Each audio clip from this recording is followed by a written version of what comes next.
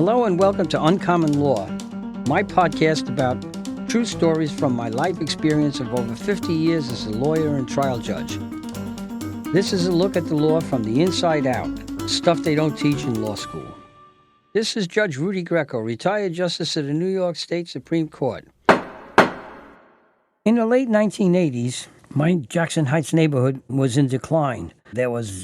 City services were neglected. There was dog waste all over the streets, litter, graffiti all over the neighborhood.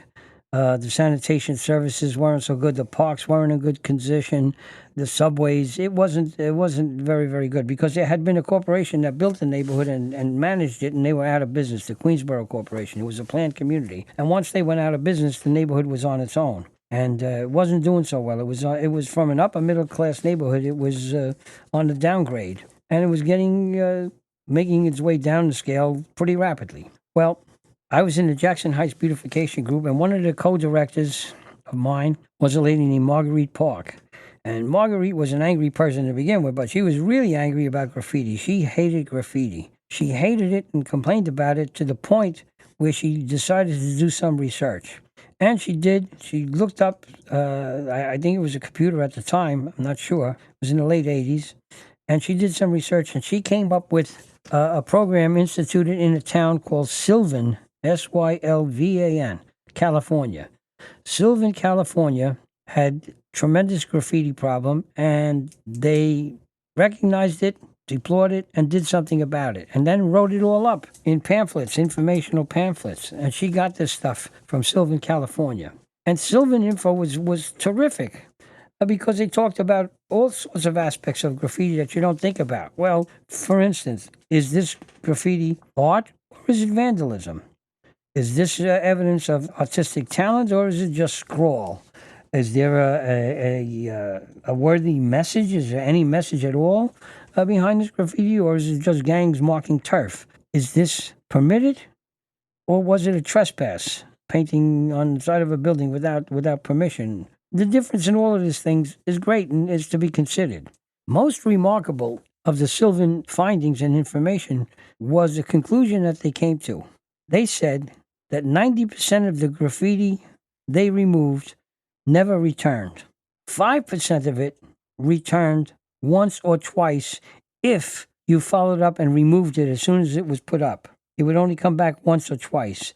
And then they said there was another 5% of the graffiti that was always going to return, and you couldn't get rid of unless you just stay after it and remove it as it comes up on a constant basis, because it's in a very prominent spot where the graffiti writers will get some notoriety, like a train station or a bus stop or near a school or a college or a shopping center or something of that nature, where people would be a crossroads, an intersection, where people would see it. And that's what they want. They want permanence, and they want some visibility. And actually, all graffiti, you have to worry about basically two surfaces when you're talking about graffiti. Hard, smooth surfaces like metal or painted surfaces, which is very easy to take off if you know how. The graffiti is easy to remove because you use this spray formula. It's foul stuff. It's called Vandalex. And you just spray it on the graffiti, and you can wipe it off with a rag. Of course, you have to be careful, use gloves, goggles, etc., etc. It's the devil's own potion, but it's pretty effective, and it's pretty easy to do.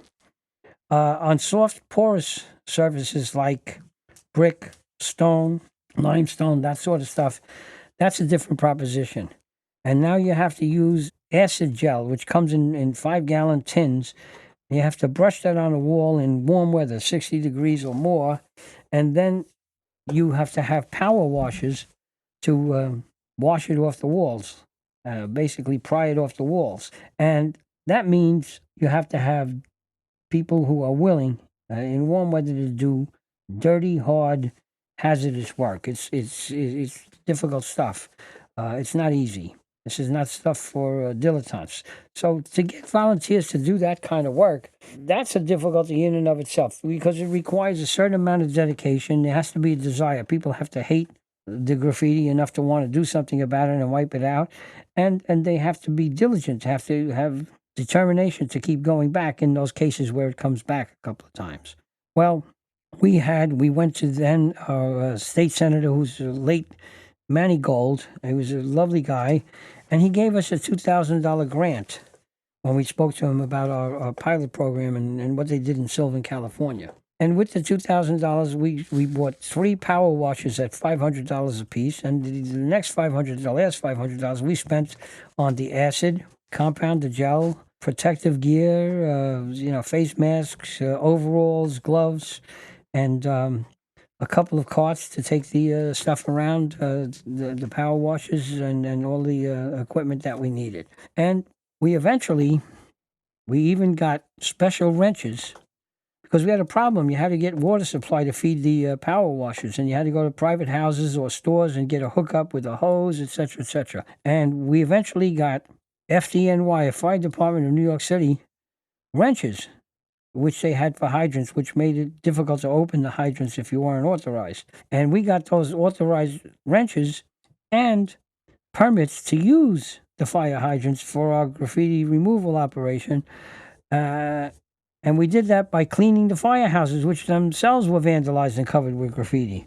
So the local battalion chief, who was chief of maybe 10 different firehouses in our area of Queens, he was very, very grateful, and he got us the permits and gave us the wrenches, so we had access, and that solved that problem. It was really, really good. We formed 3 teams of 3 volunteers each. Sometimes we had 4 volunteers, sometimes not, and sometimes we had 2 teams or 1 team. It depended. And we went out on Saturdays from spring right through the summer, right to the fall. Mostly in the spring and in the fall, and in the summer as well, and in the first years when we had a lot of graffiti to take off. And we probably cleaned, I don't know, approaching 1,000 different instances of graffiti that was on different walls and different buildings all over the neighborhood. And true to form, as they said in the Sylvan, California literature, 90% of it never came back. And some did, and in those cases we responded promptly, and that didn't come back anymore. And then we were just left with the most obvious, which even to this day in Jackson Heights is graffiti-free, except if you go on the rooftops, which are adjacent to the elevated subway line, the number 7 line. Why is that? Because the graffiti writers know that we'll take it down on the street, and we can't go up on the roofs because the acid that we use to clean the graffiti would eat away at the roofing itself. So you can't go up there and use the acid. And therefore they go up and they get brick walls or parapets, and they put their names and tags, and you can ride along the subway and you get a wrong impression. You would think that Jackson Heights is filled with graffiti, but that's only right next to the subway. After that, there is none, and it's graffiti free. Even cab drivers from other parts of the city would come and remark to local people when they dropped them off, wow, there's no graffiti around here. The neighborhood is beautiful. And that's the way it worked. We even worked up a program with the New York City Police Department, whereby we got people who were convicted of writing graffiti and trespassing and defacing public property to do community service. Rather than jail time or fines or anything else, they had to do community service. And we got a lot of the worst offenders in our neighborhood working to clean up the stuff that they did. And that worked wonders because we got to identify them. We knew who they were. They knew who we were. We made friends with some of them. We didn't mistreat anybody. It was really good. The kids realized, what our mindset was and how it was basically unfortunate if you had to go and put your graffiti where it wasn't welcome and there was no permission to do it. And they got the grasp, and it worked very, very well. We had one elderly woman, Betty Morris, God rest her soul. She was the oldest resident in Jackson Heights. She moved there when she was 2 years old in 1922. And Betty was very spry and very active in her 80s, and she was coming around. She was helping with the graffiti and cleanups and that sort of thing. And we sent her out with a team of kids that were doing community service, and these were some of the worst offenders in the neighborhood. And when it was all over, she was out for 2.5, 3 hours on a Saturday morning. And I asked her, I said, Betty, how was your time out with these kids on community service? Did you have a good time? She says, no, Rudy, I had a good effing time.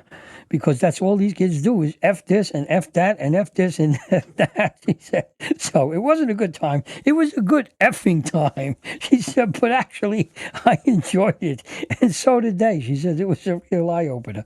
She said, they're not bad kids. They're just, we could clean up their graffiti. I don't know about cleaning up their language. He said, I don't know if we'll ever do that. She said, but anyway, it worked very well. And the program was very, very successful. Our program was very successful. We ended up teaching the New York Police Department, the Queens Public Library, Queens College, Con Edison, various high schools, public and private and parochial schools, how to clean up graffiti. We were the pioneer. We were the Sylvan California of New York City.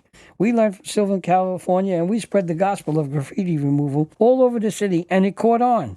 The MTA caught on, and we showed everybody how to do it and spread the word. And it spread like wildfire, and it's still, we planted the seeds in many, many neighborhoods that are still carrying on today.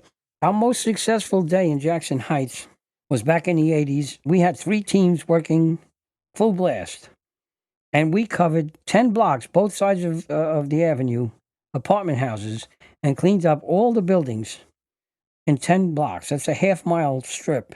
In one building, an elderly couple people came out crying for joy. They had tears of joy. They said, oh my God, you cleaned this up. They were so happy. 37 years later, there's still no graffiti on those houses or anywhere else. And as I said before, the only place you'll find it is rooftops alongside, adjacent to the elevated subway line. One particular incident is indicative of an important point, and that is to be positive. You have to be positive in doing this stuff. You don't want to be negative and criticize people. You want to always get on the good side of people and get them working. Well, there was a boutique, a young woman's clothing boutique, geared for, teens and 20-somethings, young 20-somethings. And the guy would have his windows decorated every year. And it so happened it was right under my law office in Jackson Heights, in the office building I was, and right next door was this commercial strip of a street. And one of the ladies in our organization took great offense at his window decor because it was basically glorifying graffiti and graffiti writing as like a teen theme. And it had these kids on walls and everything else. And she went ballistic on the owner of the store. He was a young man. And she said, how dare you promote graffiti? And we're here in the neighborhood trying to do this, that, and the other thing. You deserve to have your windows broken and a boycott. And it all out of hand. And the poor guy was shook up because he didn't intend to do any harm. And I got wind of it, and I came downstairs, and I spoke to the guy. I separated her. I said, look, I'll take care of this. Take a deep breath and have a seat somewhere, and we'll have a cup of coffee. We'll talk about it later.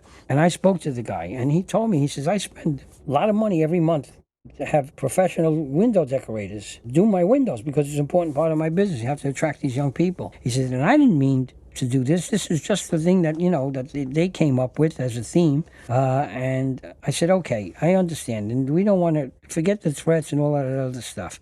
I said, I know you didn't have bad intentions, but I have an idea. Okay, you don't even have to change your window. All we have to do is alter it a little bit in this sense. Let's put a mannequin with one of our Jackson Heights Beautification Group sets of overalls on, and then put the warning sign that we have, like the sandwich board, the little board that we put outside, like a pyramid on the sidewalk that says dangerous in English and Spanish, graffiti removal at work, Jackson Heights Beautification Group. We'll put that in the window, and we'll make the theme of the window from putting up graffiti to removing graffiti. And we'll have a little sign in there explaining that if anybody wants to join in graffiti removal in Jackson Heights, they can contact Beautification Group at such and such and such and such. And he said, you can do that? I said, yeah, if you're willing. He says, I'm willing to do it. He says, that's a great solution. We did that, and that window was very, very successful. And the guy was very grateful, and he always cooperated. And that window led to the enlistment of a couple more volunteers that we had and a little raised consciousness about cleaning up graffiti in Jackson Heights. And we hit the young audience, too, that was buying and customers of the store. Cleaning graffiti had some very positive side effects as well. Because we were cleaning graffitis, then we saw a proliferation of flowers in the gardens, and we had a garden group in the tree pits. And the poles, the light poles, the utility poles in our neighborhood were usually billboards. People would paste up or tape up signs on the things, and we had people cleaning that, and we got after that stuff. And because the graffiti cleanup worked so well, it overflowed into other activities, including the cleanup of Travis Park. We had a public park in our neighborhood called Travis Park, and 3 young women, mothers, came to me and they said, the park is a disgrace. We're covered with graffiti. There's a smell of urine and there's feces in the park. There's litter, broken glass, hypodermic needles. What are we going to do about this park? We can't even bring our children. Well, we had a cleanup and a graffiti removal program at the park, and we took everything down. And one lady that showed up was painting park benches that had been covered with graffiti. And she was quiet and unassuming lady, and I didn't recognize her. And I went over and introduced myself. And she told me her name. Her name was Diana Chapin. I said, really? She said, yes. I live in the neighborhood. Diana Chapin was the New York City Deputy Commissioner of Parks for Queens County, and she lived right in the neighborhood. And we got her attention, and she quietly volunteered. And after that, that park was looked after. In fact, over the years, in the last 3 decades, the park had 3 complete makeovers. And today, that park, Travis Park on 34th Avenue and 77th Street in Jackson Heights, is a busy showplace. It is crowded with people of all ages, families, little children, pets, you name it, babies. And it's a New York City model neighborhood park. It's a total showcase for all the best you can do in urban inner city parks. And it's a giant success. And that came out of the graffiti program. So just remember, when you care enough to take actions, you stop complaining and you care enough to take action, miracles can happen. Thanks for listening. Come back next week for another episode of Uncommon Law, lessons they don't teach in law school. I'm Judge Rudy Greco. Court is adjourned.